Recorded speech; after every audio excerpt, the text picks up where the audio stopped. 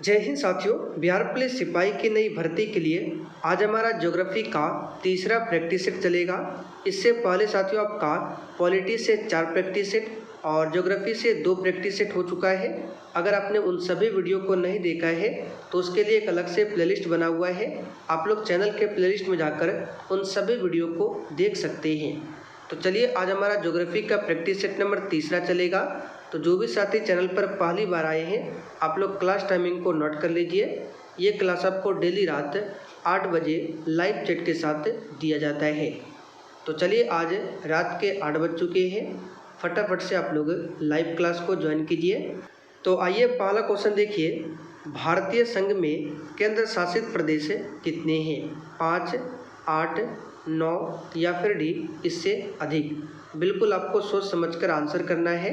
और साथियों प्रत्येक स्टूडेंट को नीचे लाइव चैट में अपना अपना आंसर करना है, जिससे आप सभी का प्रॉपर तरीके से रिवीजन भी हो सके। तो यहाँ पर ध्यान दीजिए, क्वेश्चन नंबर 1 के लिए आंसर क्या होगा? B option 8। तो भारतीय संघ में कितने केंद्र शासित प्रदेश है? 8 केंद्र शासित प्रदेश है। और राज्य कितने हैं? तो 28 राज्य है। ये नॉर्मल सा क्वेश्चन है। चलिए क्वेश्चन नंबर दूसरा देखिए। दूसरा क्वेश्चन है, निम्नांकित में से कौन सा द्वीप अंडमान और निकोबार द्वीप समूह से संबंधित नहीं है?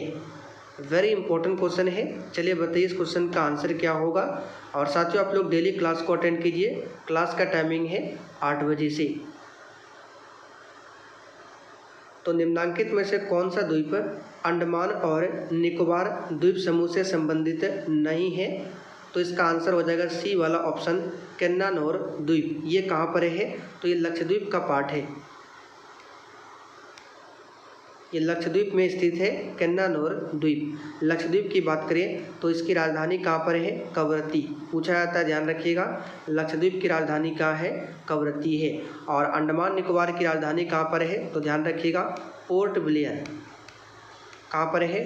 पोर्ट ब्लेयर में अंडमान निकोबार की राजधानी है। और पोर्ट ब्लेयर पूछा जाता है कहाँ पर स्थित है? उत्तरी अंडमान या फिर दक्षिणी अंडमान में? तो इसे भी नोट कर लीजिए।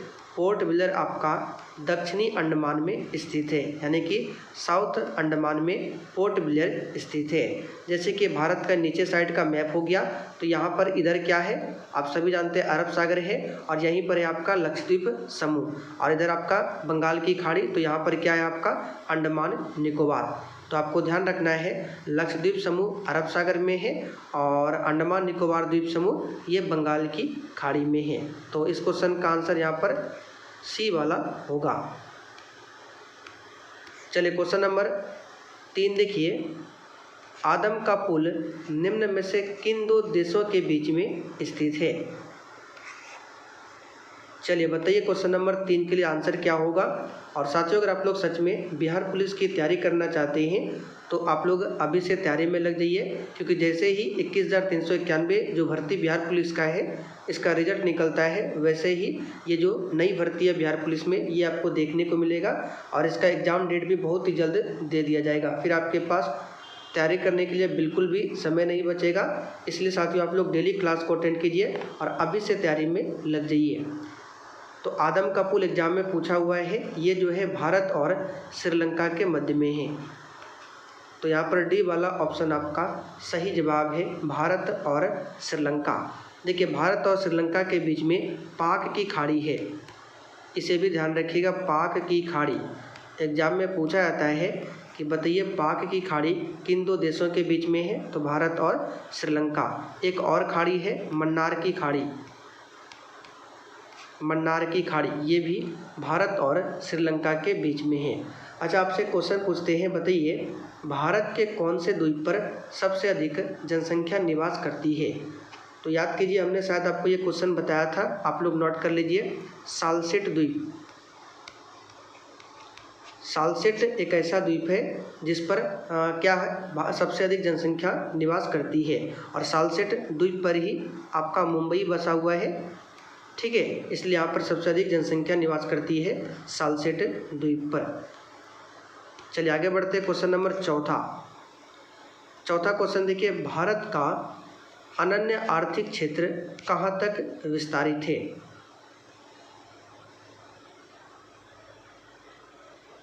तो देखिए इस क्वेश्चन का आंसर हो जाएगा बी वाला ऑप्शन 200 समुद्री मील तक। कहाँ तक है? 200 समुद्री मील तक। अच्छा, समुद्र की दूरी को किस में मापा जाता है? तो नॉटिकल माइल में। यहाँ पर लिख देते हैं नॉटिकल मील। नॉटिकल मील में समुद्र की दूरी मापा जाता है। ठीक है, ध्यान रखिएगा।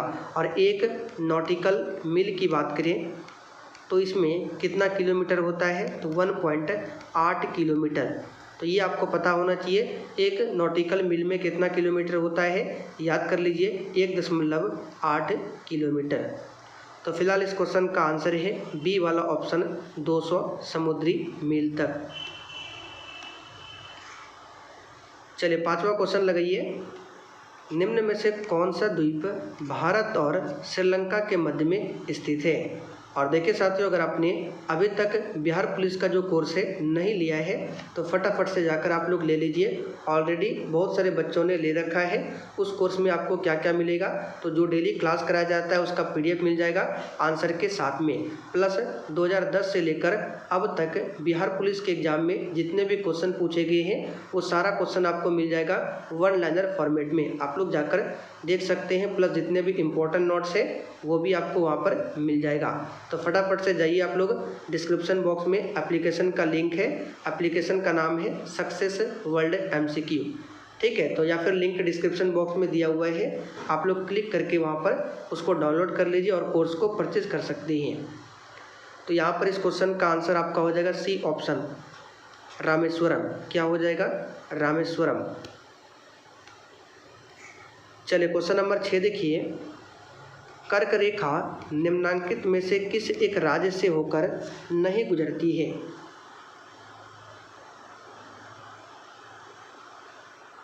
चलिए बताइए इस क्वेश्चन का आंसर क्या होगा फटाफट से।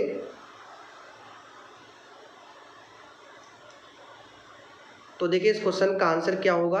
तो सबसे पहले कर्क रेखा की बात करें तो जैसे कि हमारा अर्थ हो गया, बीचों बीच ये लाइन जो है ये भूमध्य रेखा है। भूमध्य रेखा के ऊपर 23.5 डिग्री जो उत्तर में ये रेखा है इसी को बोला जाता है कर्क रेखा। ठीक है, इसी को बोला जाता है कर्क रेखा और ये 23.5 डिग्री उत्तर में स्थित है। और भारत जो है यहाँ पर स्थित है तो इसके बीचों बीच से होकर ये कर्क रेखा गुजरती है। 23.5 डिग्री जो दक्षिण में है इसको बोला जाता है मकर रेखा। क्या बोला जाता है? मकर रेखा। तो ध्यान रखिएगा, कर्क रेखा भारत के बीचों बीच से होकर 8 राज्यों से होकर गुजरती है। कौन कौन से 8 राज्य है? तो पश्चिम से शुरुआत करें तो सबसे पहले गुजरात आएगा, उसके बाद राजस्थान आएगा, मध्य प्रदेश, छत्तीसगढ़, झारखंड, पश्चिम बंगाल, त्रिपुरा और मिजोरम। तो ये 8 राज्य है। तो जिसमें से आपका उड़ीसा नहीं आता है। तो डी वाला ऑप्शन यहाँ पर बिल्कुल करेक्ट हो जाएगा, उड़ीसा। और देखिए साथियों, कोर्स परचेज करने के बाद अगर आपको कोई समस्या आती है तो आप लोग मोबाइल नंबर लिख लीजिए 9631887058। ये हमारा व्हाट्सएप नंबर है, इस पर आप लोग मैसेज कर सकते हैं। चलिए क्वेश्चन नंबर 7 देखिए। निम्नलिखित में से कौन सा एक अनुषंगी नगर यानी कि सैटेलाइट टाउन के वर्ग में आता है? तो इसका आंसर हो जाएगा एर्नाकुलम। ठीक है, ध्यान रखिएगा एर्नाकुलम। चलिए अहमदाबाद की बात करें तो क्वेश्चन यहाँ से पूछा जाता है कि बताइए भारत का मैनचेस्टर किसे कहा जाता है? तो याद रखिएगा अहमदाबाद को भारत का क्या बोला जाता है? मैनचेस्टर। ठीक है, और उत्तर भारत का मैनचेस्टर पूछे, उत्तर भारत का मैनचेस्टर कौन हो जाएगा? कानपुर। ये सभी नोट कर लीजिए, एग्जाम में पूछा जाता है। दक्षिण भारत का मैनचेस्टर पूछे, कोयम्बटूर। ठीक है, तो भारत का मैनचेस्टर अहमदाबाद, उत्तर भारत का मैनचेस्टर कानपुर, दक्षिण भारत का मैनचेस्टर कोयम्बटूर। ये सभी आप लोग लिख लीजिए। आगे बढ़ते क्वेश्चन नंबर 8वां। खनिज संसाधन की दृष्टि से भारत का सर्वाधिक महत्वपूर्ण भौमिकीय क्रम क्या है? चलिए क्वेश्चन नंबर 8 के लिए बताइए आंसर। सही आंसर है धारवाड़ क्रम। वेरी इंपॉर्टेंट है, ध्यान रखिएगा। चलिए 9 नंबर देखिए, भारत में कोयला उत्पन्न करने वाला भौमिकीय समूह कौन सा है। और साथियों, अगर आप लोग बिहार पुलिस के अलावे अन्य किसी भी कॉम्पिटिटिव एग्जाम की तैयारी करते हैं तो उसमें रीजनिंग आता है, और रीजनिंग क्लास के लिए आप लोग शाम 7:30 बजे की क्लास को देख सकते हैं। ये क्लास आपको कहाँ पर मिलेगा, मेरा जो सेकंड चैनल है दिवाकर स्टडी IQ पर, लिंक डिस्क्रिप्शन बॉक्स में दिया है, जाकर आप लोग विजिट कर सकते हैं। तो भारत में कोयला उत्पन्न करने वाला जो भौमिकीय समूह है इसको रट लीजिए, गोंडवाना समूह। ठीक है, भारत में जो सर्वाधिक कोयला उत्पन्न होता है इसी समूह से, गोंडवाना समूह से। ठीक है, और कोयला की बात करें तो कोयला 4 प्रकार का होता है, 4 प्रकार के कोयला है। कौन कौन सा आपका, एंथ्रासाइट ये सबसे उच्चतम कोटि का कोयला है। ठीक है, उसके बाद लिग्नाइट है, फिर आपका कौन सा है, बिटुमिनस है और पीट है। ठीक, पीट कोयला जो होता है यहाँ पर लिख देते हैं, पीट कोयला ये सबसे खराब कोयला होता है और सबसे बढ़िया एंथ्रासाइट। अब यहाँ से एक क्वेश्चन और बन सकता है कि बताइए किस कोयला को भूरा कोयला कहा जाता है, तो याद रखिएगा लिग्नाइट, कोयला का ही प्रकार है लिग्नाइट, इसको भूरा कोयला बोला जाता है, भूरा कोयला। तो कोयला के 4 प्रकार कौन कौन से हैं, एंथ्रासाइट, बिटुमिनस, लिग्नाइट और पीट। चलिए क्वेश्चन नंबर 10 देखिए, भारत में कैम्ब्रियन पूर्व महाकल्प की चट्टानें अधिकांशतः पाई जाती है। देखिए कैम्ब्रियन की बात करें, इसको हिंदी में बोला जाता है आर्कियन। तो आर्कियन पूर्व महाकल्प की चट्टानें जो है ये अधिकांशतः अरावली में पाई जाती है। कहाँ पर, अरावली में। और अरावली पर्वत श्रेणी के बारे में आप सभी जानते हैं, ये विश्व की सबसे प्राचीनतम पर्वत श्रेणी है। इसकी सबसे ऊंची चोटी क्या है, गुरु शिखर, गुरु शिखर जो कि राजस्थान में स्थित है, गुरु शिखर। चलिए क्वेश्चन नंबर 12 देखिए, 12वां क्वेश्चन है, निम्नांकित में से कौन सा युग्म सुमेलित नहीं है। माउंट आबू दिया हुआ है, अरावली पहाड़ियाँ, कोडाई कनाल पालनी पहाड़ी, ऊट कमंडलम नीलगिरी पहाड़ी और शिमला पीर पंजाल श्रेणी। तो माउंट आबू की बात करें ये अरावली पहाड़ी पर है, बिल्कुल सही है। कोडाई कनाल पालनी पहाड़ी ये भी बिल्कुल सही है। ऊट कमंडलम ये नीलगिरी पहाड़ी ये भी सही है। शिमला पीर पंजाल श्रेणी ये गलत दिया हुआ है। शिमला जो है आपका पीर पंजाल श्रेणी में नहीं आता है, ये आता है शिवालिक श्रेणी में। लिख लीजिए इसको, शिमला जो है शिवालिक श्रेणी में आता है। आप याद रख सकते हैं, शिमला में भी तालबसो है, इसमें भी तालबसो है। तो शिमला किस श्रेणी में आएगा, शिवालिक श्रेणी में। और शिमला जो है हिमाचल प्रदेश का भाग है। ठीक है, हिमाचल प्रदेश में आता है शिमला। तो यहाँ पर डी वाला ऑप्शन आपका बिल्कुल सही जवाब है। अच्छा, यहाँ पे देखिए नीलगिरी पहाड़ी है, इसके बारे में बता देते हैं। इसकी सबसे ऊंची चोटी कौन सी है, तो दोदा बेटा क्वेश्चन पूछा जाता है। दोदा बेटा ये नीलगिरी पहाड़ी की सबसे ऊंची चोटी है। अच्छा, नीलगिरी पहाड़ी पर कौन सी जनजाति निवास करती है, टोडा जनजाति। हमने आपको बताया था ज्योग्राफी के पिछले क्लास में कि टोडा जनजाति का निवास स्थान कहाँ पर है, तो नीलगिरी पहाड़ी। और राज्य पूछे तो तमिलनाडु। 13 नंबर देखिए, जम्मू कश्मीर सड़क मार्ग जवाहर सुरंग से होकर गुजरता है। तो जवाहर सुरंग इनमें से किस दर्रे से संबंधित है। आपको यहाँ पर एक क्वेश्चन और ध्यान रखना है, जम्मू कश्मीर जो सड़क मार्ग है किस सुरंग से होकर गुजरता है, तो जवाहर सुरंग। और ये किस दर्रे से संबंधित है, तो बनिहाल दर्रा। ठीक है, कौन सा हो जाएगा, बनिहाल दर्रा। और ये कहाँ पर है, तो जम्मू कश्मीर में है बनिहाल दर्रा। देखिए बिहार पुलिस के एग्जाम में दर्रा से संबंधित एक क्वेश्चन हमेशा पूछा जाता है, तो आपको याद होने चाहिए कौन से दर्रा किस राज्य में है। तो बनिहाल आपका जम्मू कश्मीर में हो जाएगा। कहाँ पर, जम्मू कश्मीर में। नाथुला की बात करिए कहाँ पर हो जाएगा, उत्तराखंड। एक सेकंड, नाथुला उत्तराखंड नहीं होगा, ये सिक्किम में होगा। कहाँ पर, सिक्किम में। ठीक है, और जो जिला की बात करें ये भी आपका जम्मू कश्मीर में। तो इसे आप लोग ध्यान रखिएगा। चलिए आगे बढ़ते हैं, क्वेश्चन नंबर 14, कश्मीर को शेष भारत से जोड़ने वाला दर्रा कौन सा है। बिल्कुल टॉप लेवल का क्वेश्चन है। और साथियों जिसने अभी तक सेशन को लाइक नहीं किया है, आपसे रिक्वेस्ट है आप लोग सेशन को लाइक करते चलिए। तो कश्मीर को शेष भारत से जोड़ने वाला जो दर्रा है ये आपका हो जाएगा बनिहाल दर्रा। इसका भी आंसर है बनिहाल दर्रा। ये कहाँ पर है? जम्मू कश्मीर में। लिपुलेख दर्रा कहाँ पर है? तो ये उत्तराखंड में है, उत्तराखंड में है लिपुलेख दर्रा। नाथुला दर्रा कहाँ पर है? अभी हमने आपको बताया सिक्किम में। आगे देखिए, गारो, खासी और जयंतिया पहाड़ियाँ निम्नलिखित में से किसका भाग है? चलिए, मोस्ट वीवीआई क्वेश्चन है, बताइए इसका आंसर क्या होगा।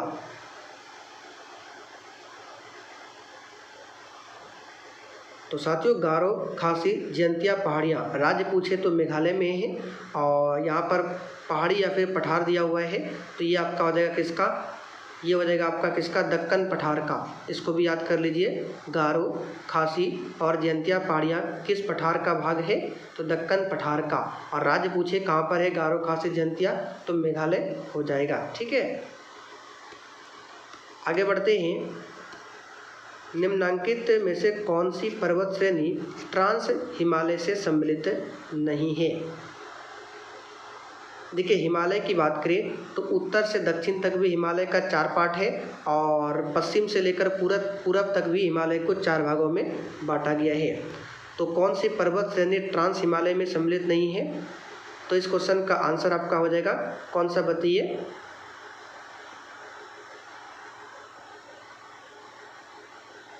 चलिए, इसका आंसर हो जाएगा, बताइए फटाफट से, कौन सा हो जाएगा? शिवालिक। कौन सा हो जाएगा? शिवालिक। ये जो है हिमालय का निचला भाग है, ये हिमालय का निचला भाग है, निचला भाग है शिवालिक। लेकिन यहाँ पे पूछा गया कौन सी पर्वत श्रेणी ट्रांस हिमालय में सम्मिलित नहीं है, तो शिवालिक जो है ट्रांस हिमालय का भाग नहीं है, ये हिमालय का निचला भाग है। बाकी लद्दाख, जास्कर, पीर पंजाल ये सभी ट्रांस हिमालय का भाग है। आगे बढ़ते क्वेश्चन नंबर 17।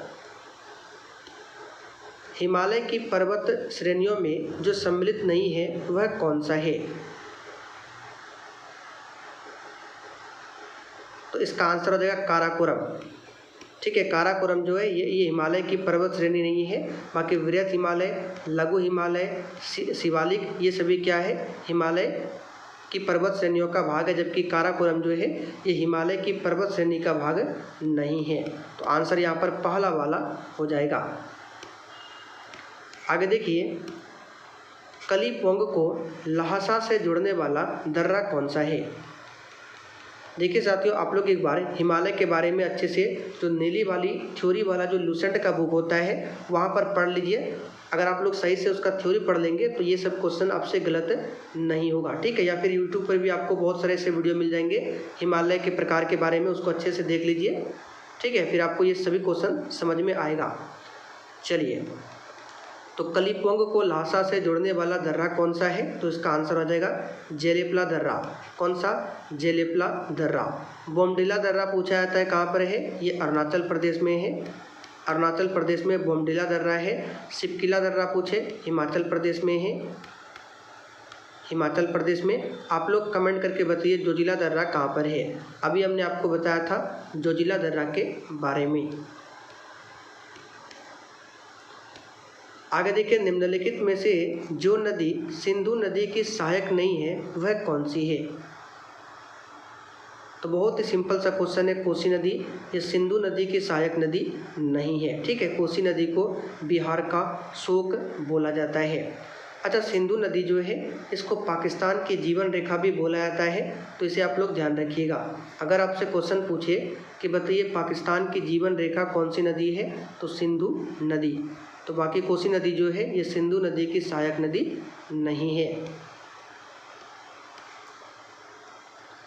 अगला क्वेश्चन, निम्न में से कौन सी नदी अमरकंटक पठार से नहीं निकलती है?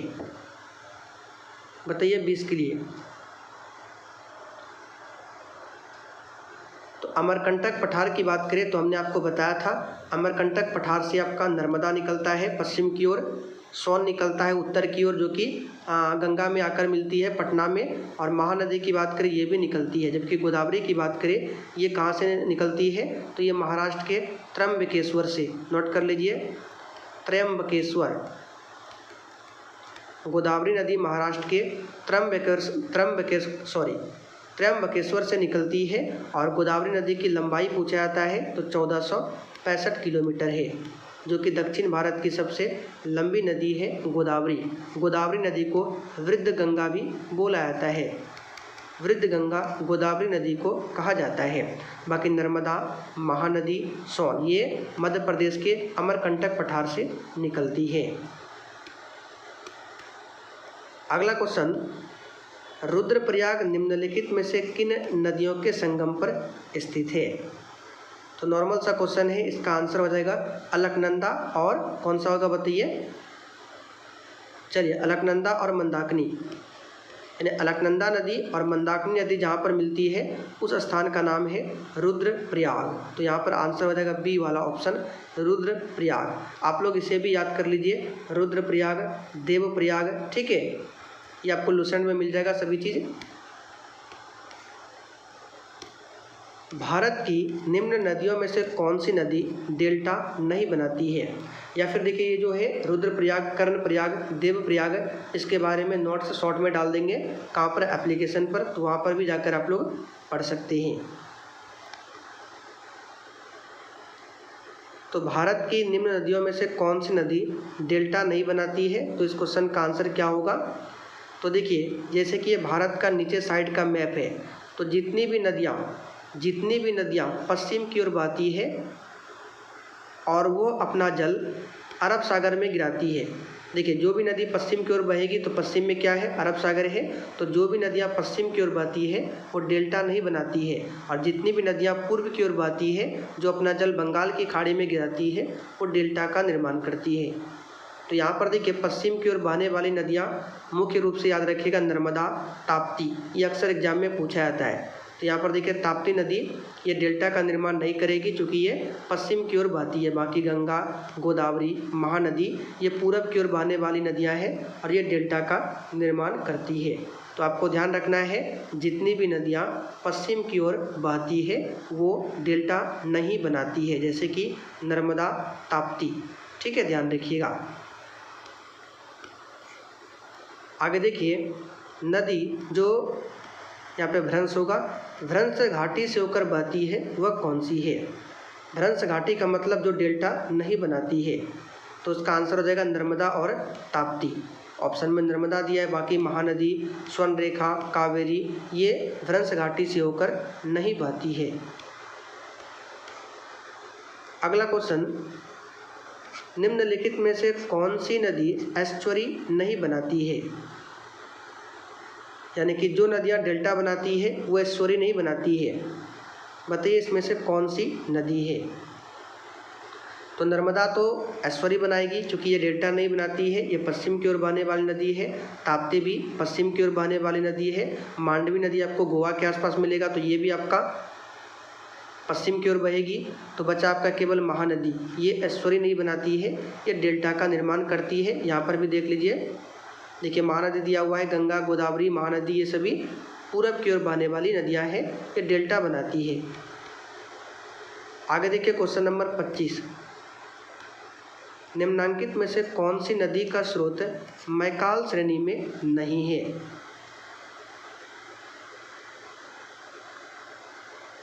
आंसर हो जाएगा ताप्ती। क्या हो जाएगा? ताप्ती। ताप्ती नदी कहाँ से निकलती है? तो ये मध्य प्रदेश में सतपुड़ा से, नोट कर लीजिए, मध्य प्रदेश में सतपुड़ा श्रेणी से निकलती है ताप्ती नदी। बाकी नर्मदा, सोन, महानदी ये मैकाल श्रेणी में, क्या बोला गया, मैकाल श्रेणी में नहीं है। तो ताप्ती आपका सतपुड़ा श्रेणी में आता है, बाकी नर्मदा, सोन, महानदी ये मैकाल श्रेणी के अंतर्गत में आता है। ठीक है, आगे बढ़ते हैं। निम्नलिखित नदियों में से कौन एक यमुना की सहायक नदी नहीं है? देखिए, इसके लिए हमने आपको ट्रिक भी बताया था, एप्लीकेशन पर ट्रिक मिल जाएगा। आपको ध्यान रखना है KBC, जब भी पूछे यमुना की सहायक नदी तो आपको याद रखना है KBC का। K से आपका कैन, B से आपका बेतवा, C से आपका चंबल, ये यमुना की सहायक नदी है। तो पूछे अगर आपसे कि बताइए यमुना की सहायक नदी कौन सी है, तो KBC। कैन, बेतवा, चंबल। तो बेतवा, चंबल, कैन ये तो यमुना की सहायक नदी है, जबकि रामगंगा जो है ये यमुना की सहायक नदी नहीं है। ठीक है। अगला क्वेश्चन, निम्नांकित में से किस राज्य में दक्षिण पश्चिम मानसून द्वारा वर्षा नहीं होती है? देखिए, दक्षिण पश्चिम के बारे में हमने आपको बताया था। दक्षिण पश्चिम मानसून के कारण ही भारत में सबसे अधिक वर्षा होती है। और भारत में मानसून कब प्रवेश करता है? तो लगभग जून के प्रारंभ में भारत में मानसून प्रारंभ करता है। और किस राज्य से होकर प्रवेश करता है? तो केरल राज्य से होकर। तो दक्षिण पश्चिम मानसून तो इधर आपका दक्षिण है, पश्चिम है और नीचे आपका दक्षिण है। तो ये वाला मानसून जो है केरल से होकर प्रवेश करती है। तो इस मानसून से किधर वर्षा नहीं होगी? तो इस साइड में जो वर्षा होगी लौटती हुई मानसून से, ये आपका इधर जाएगा, फिर ऊपर से जो आएगा आपका लौटती हुई मानसून है। और लौटती हुई मानसून की बात करें तो ये कहाँ पर वर्षा होगी? इसमें तमिलनाडु। तो तमिलनाडु तो आपका इधर पड़ता है, बाकी आपका इधर केरल, कर्नाटक, गोवा, महाराष्ट्र, गुजरात है। तो ये जो है आपका दक्षिण पश्चिम मानसून, इधर तो वर्षा होगी, जबकि तमिलनाडु के क्षेत्र में वर्षा लौटती हुई मानसून के कारण होती है। तो यहाँ पर इस क्वेश्चन का आंसर होगा तमिलनाडु। बाकी राजस्थान, कर्नाटक, पंजाब ये सभी इस साइड में यानी पश्चिम की ओर है। चलिए आगे बढ़ते हैं। भारत के कोरोमंडल तट पर सर्वाधिक वर्षा होती है। अब कोरोमंडल की बात करें तो ये आपका कोरोमंडल है। बता देते हैं कोरोमंडल कौन सा होता है? तो ये वाला, ये आपका कोरोमंडल तट है। और अभी हमने आपको बताया था कोरोमंडल तट पर जो वर्षा होती है तमिलनाडु क्षेत्र में लौटती हुई मानसून को। और लौटती हुई मानसून इसका समय क्या है? तो इसका समय आपका कौन सा बताइए? अक्टूबर, नवंबर। ठीक है, लौटती हुई मानसून का समय अवधि है अक्टूबर, नवंबर, जबकि मानसून जब एंटर करती है तो जून के प्रारंभ में। ठीक है, जून के प्रारंभ में, और केरल से होकर एंटर करती है। और लौटती हुई मानसून जो इधर से आती है तमिलनाडु वाले क्षेत्र, जो ये आपका क्षेत्र है कोरोमंडल तट, यहाँ पर वर्षा कराती है। तो इसका आंसर क्या होगा? अक्टूबर, नवंबर। लेटराइट मिट्टी का प्रयोग होता है। तो लेटराइट मिट्टी ईंट बनाने के लिए इसका इस्तेमाल होता है। तो ऑप्शन के अकॉर्डिंग हमको देखना है। तो ईंट से ही भवन बनता है, तो आंसर क्या होगा? भवन। कपास के लिए काली मिट्टी है, काली मिट्टी। और काली मिट्टी का दूसरा नाम रेगुर मिट्टी भी है। एग्जाम में क्वेश्चन पूछा जाता है कि बताइए किस मिट्टी को रेगुर मिट्टी बोला जाता है? तो काली मिट्टी को। और इसमें सबसे अधिक कपास की खेती होती है। आज का आखिरी क्वेश्चन, अत्यंत सूक्ष्म कणों वाली मिट्टी कौन सी है? इसको भी याद कर लीजिए। तो ऑप्शन के अकॉर्डिंग आपको आंसर लगाना है। इसका आंसर हो जाएगा कौन सा? चीका मिट्टी। अगर ऑप्शन में चीका मिट्टी ना हो तब आप लोग आंसर कर सकते हैं दोमट मिट्टी। फिलहाल आंसर हो जाएगा चीका मिट्टी। तो साथियों, उम्मीद करते हैं ये प्रैक्टिस सेट आपको अच्छा लगा होगा। आप लोग कमेंट करके बताइए। इस प्रैक्टिस सेट में टोटल 30 क्वेश्चन थे। अब आपने 30 में कितने क्वेश्चन इसमें सही किए हैं?